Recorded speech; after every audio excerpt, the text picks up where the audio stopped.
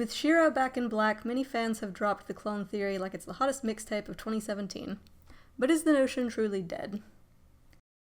Whoosh. It's us. Keith's time as the pilot of the Black Lion was short and, well, the opposite of sweet.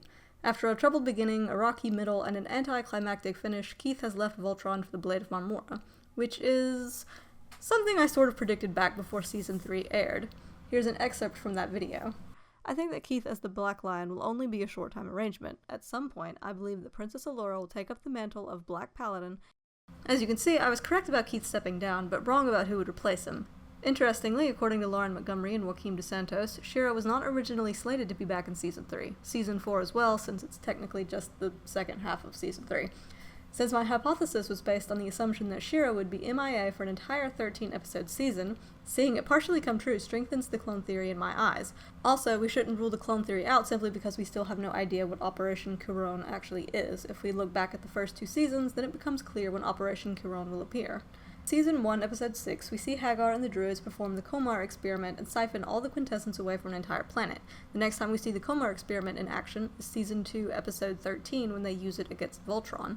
Parallel to this is the arc of the Black Bayard. This arc is introduced in the very first episode, is revisited in the Season 1 finale, and then is closed when Shiro recovers it and uses it to unlock Voltron's most powerful weapon, the Blazing Sword. Conspicuously, Shiro hasn't interacted with the Black Bayard once since returning to the team, which would make sense in the context of this guy not being the real Shiro. A fake Shiro has no emotional connection to the moment when the Black Bayard was recovered and isn't a part of the arc between Shiro and his Bayard. So if this is a clone, then why did the Black Lion respond to him? Let's take a look back at the journey and tailing a comet, because in these episodes, Shiro's failures directly mirror his later successes. In the journey, Shiro finds Voltron but fails to get their attention. In this moment, it is significant that he calls out for Voltron, not Keith, not Allura, not any of the Paladins, and not the Black Lion. Later, as he is dying, he thinks of the team and the Black Lion, and that's when the Lion responds. In tailing a comet, Shiro goes back to Pilot Black and receives no response. In Code of Honor, the Black Lion responds because of Shiro's desperation to save the team. So in both instances, we see it's the team that the Lion is responding to, and not necessarily Shiro. Possibly because the only part of this Shiro that the Lion recognizes is his love for the others. This directly parallels the Black Lion responding to Keith in Season 2 and Season 3. Perhaps the Black Lion wasn't responding to Keith because he wanted Keith to be his pilot, but rather because Keith was a means to an end, saving Shiro in Season 2, Episode 1, and then letting him in again in Season 3 so that they could form Voltron. Since it is very likely that the Black Lion was the one who teleported Shiro away in the first place, it wouldn't make sense for her to reject a new pilot, thereby rendering Voltron useless. All of this to say, the Lions don't just seem to respond to the personal need of an individual, they also respond to the collective needs of the universe. So there's all that. If there's still a chance that the real Shiro is missing, then where is he? I think that Season 4 also gives us some insight into that. It's most likely that the Black Lion teleported him away in Season 2, an idea which is reinforced by Keith in Season 3, Episode 6. Wondering where Shiro is certainly isn't a new pastime, but now I believe we've been given a little more evidence to build theories around. In Season 4, Episode 5, Lotor and crew pilot their 2 Syncline ships to the Rift with the intention of piloting through this gate and harvesting vast amounts of quintessence. They fail. My personal theory as to why they fail is because they only used 1 ship to go through the Rift.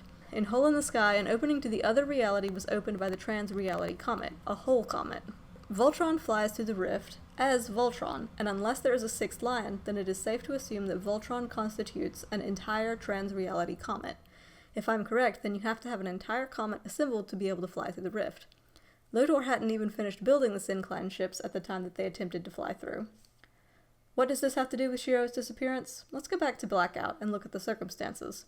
After retrieving the Black Bayard, they form Voltron and take on Zarkon in close combat. They stab his suit and activate the Blazing Sword.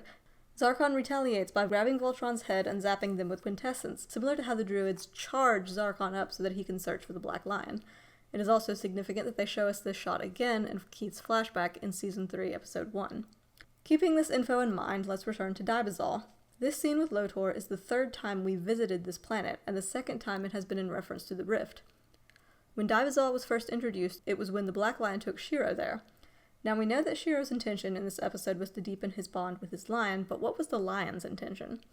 Bear in mind that Zarkon interrupted the Black Lion before it was finished showing Shiro everything it wanted him to see.